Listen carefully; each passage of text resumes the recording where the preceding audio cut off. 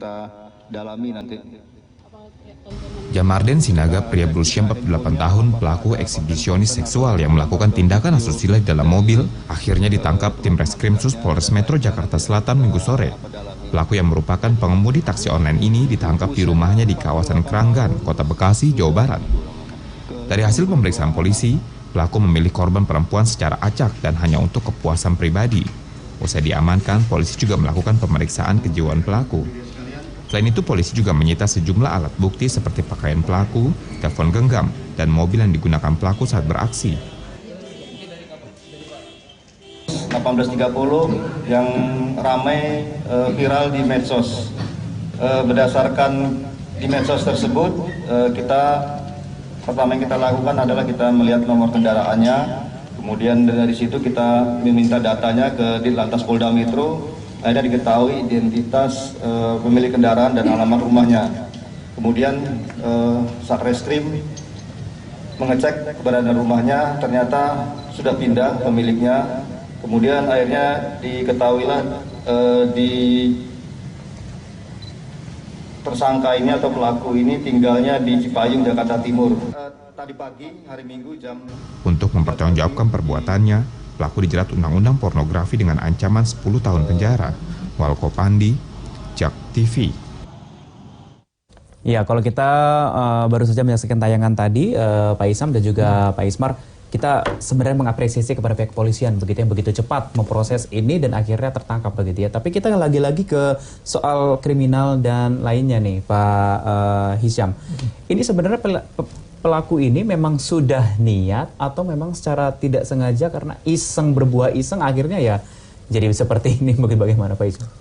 Untuk awalnya biasanya itu sifatnya iseng, mencoba bisa nggak ya, karena ini sifatnya dalam bisa dibilang victimless crime, kejahatan yang korbannya tanda kutip tidak ada gitu ya.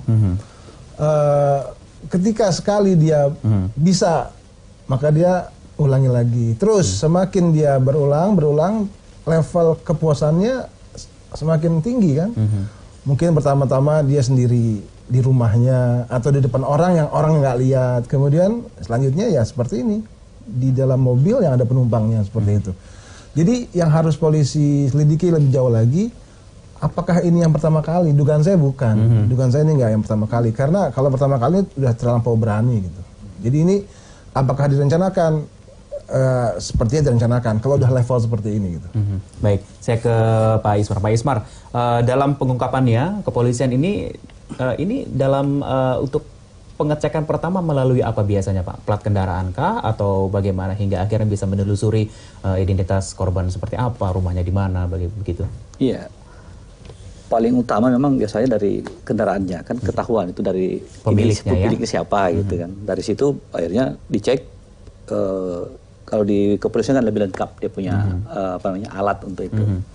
Ketahuan tempatnya di mana, akhirnya kan dilakukan penelusuran siapa yang pakai motor itu pada saat itu atau kendaraan itu pada hari-hari itu gitu. Ya, kalau kita berbicara masalah hukuman tadi dikatakan minimal 10 tahun penjara. Maksimal ya, maksimal 10 tahun penjara atau bisa lebih ringan. Kalau dia melakukan seperti apa, misalnya Pak, pembelaan atau apa begitu? Iya, jadi kalau biasanya di dalam hukum kita itu, kalau maksimal 10 tahun, bisa aja cuma setahun, bisa aja kan. Harusnya minimal itu 5 tahun. Ada minimal ya? Ini tidak ada. Tadi ya. Tidak ada, malah kata-kata maksimal. Dan maksimal itu biasanya seperempat, jadi 3 tahun, 4 tahun.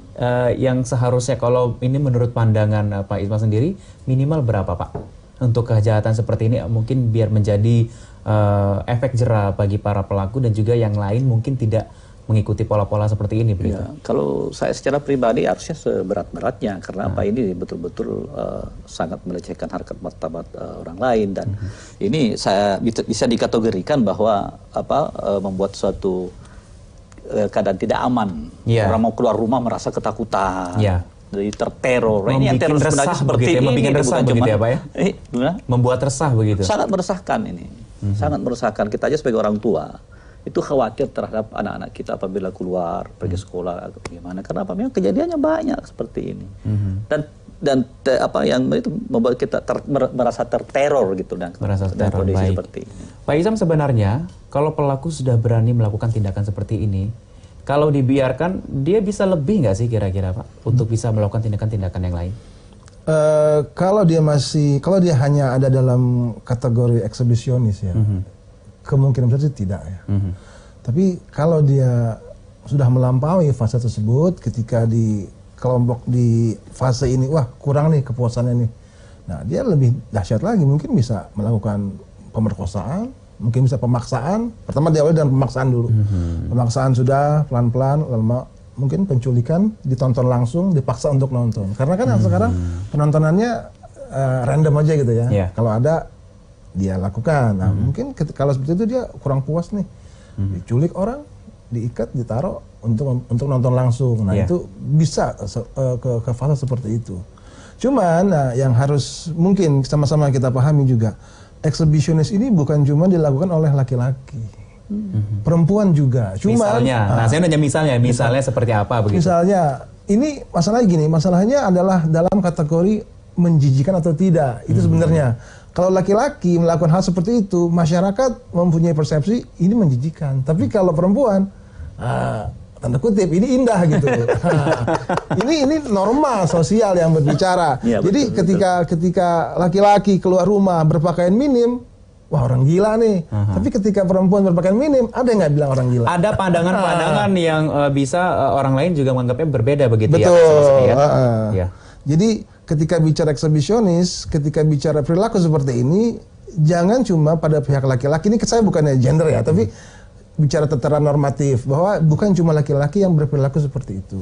Kenapa kalau wanita mengalami tindakan ada akhirnya melapor begitu ya Pak ya? Itu yang diherankan juga. Baik, saya tanya dengan Pak Ismar dulu nih Pak Ismar. Ini ramai setelah di media sosial begitu Pak. Ramai-ramai media sosial baru tertangkap akhirnya begitu kan. Bagaimana kalau yang seandainya mungkin korban ini tidak memiliki handphone, tidak memiliki gadget, tidak memiliki rekaman begitu kan? Tapi karena mengalami hal yang sedemikian, dia mau melapor tidak punya bukti begitu Pak. Ya. Nah nanti kita akan jawab ya Pak ya, usai jeda pariwara berikut yang satu ini. Tetap bersama kami di Newsroom.